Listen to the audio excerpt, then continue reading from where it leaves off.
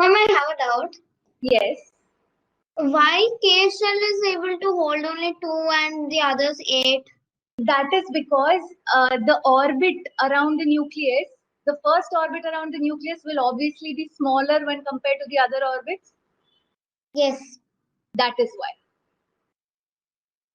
Why does K has 2 electrons and L has 8 electrons? So then M should increase, right? Then why does M also have 8 electrons? Yes, ma'am. So It has more space, right?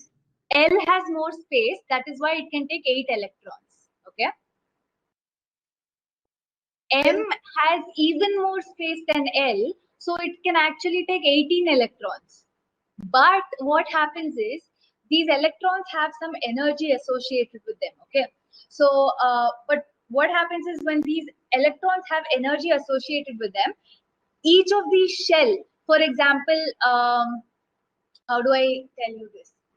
Okay, let's say you are going to a hotel. Okay, inside that hotel there are rooms of different costs. So the first is the basic cost, which does not come without an AC, no room service, nothing. It is just a regular simple hotel with a bathroom and a bed. That's it, nothing else. Okay, so that is, imagine that as K shell. It has only 2 occupancy, only 2 people can stay in that room. Now, so who will take this room? Somebody who cannot afford anything more than that. Somebody who wants something cheap, who cannot afford expensive rooms, will end up taking this. So that means what, their purchasing power is less. Okay.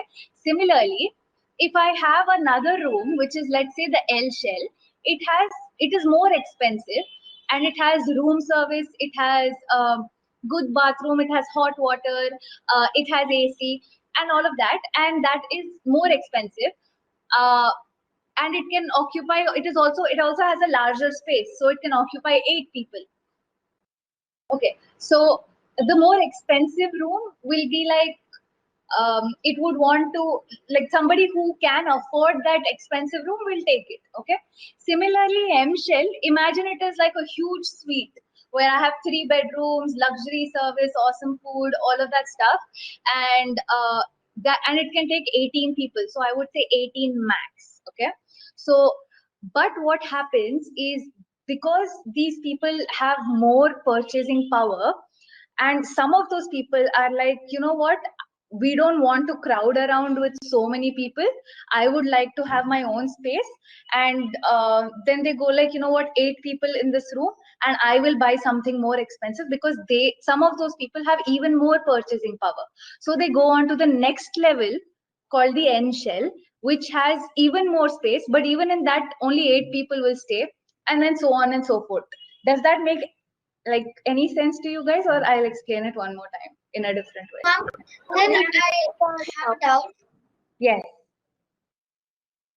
Like, if you're saying that every shell has, like, except the K shell, everything will have a limit of 8 electrons, right? Yes.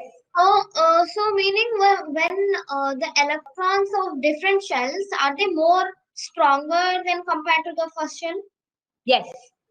They are not stronger, but they have more energy. They are more excited. They have more energy. Okay, to be a neutral atom. Okay, otherwise, if either one electron is less, or the number of protons is more, and you have lesser number of electrons, then the net charge on that atom becomes positively charged. You remember I told you, like, for hydrogen has one proton and 1 electron, so +1 -1, you add them, it becomes 0. Now similarly, in helium I have 2 protons and 2 electrons, it becomes 0. What happens if I have only 1 electron instead of 2 electrons?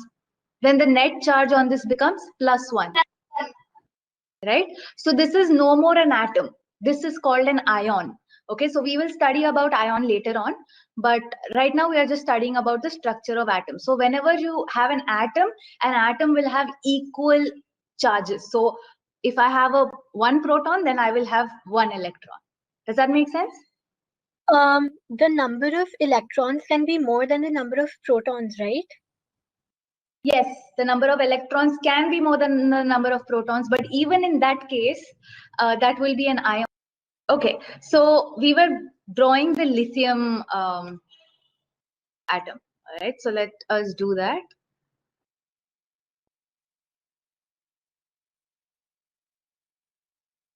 So the lithium atom can have, in the K shell, how many electrons will it have?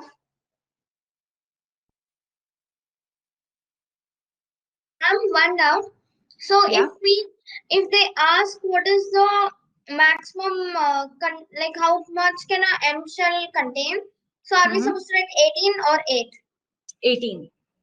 Okay, ma'am. So if they ask you what is the capacity, like how many they can contain, you need to write 18. Okay. All right. So lithium has how many electrons in the K shell?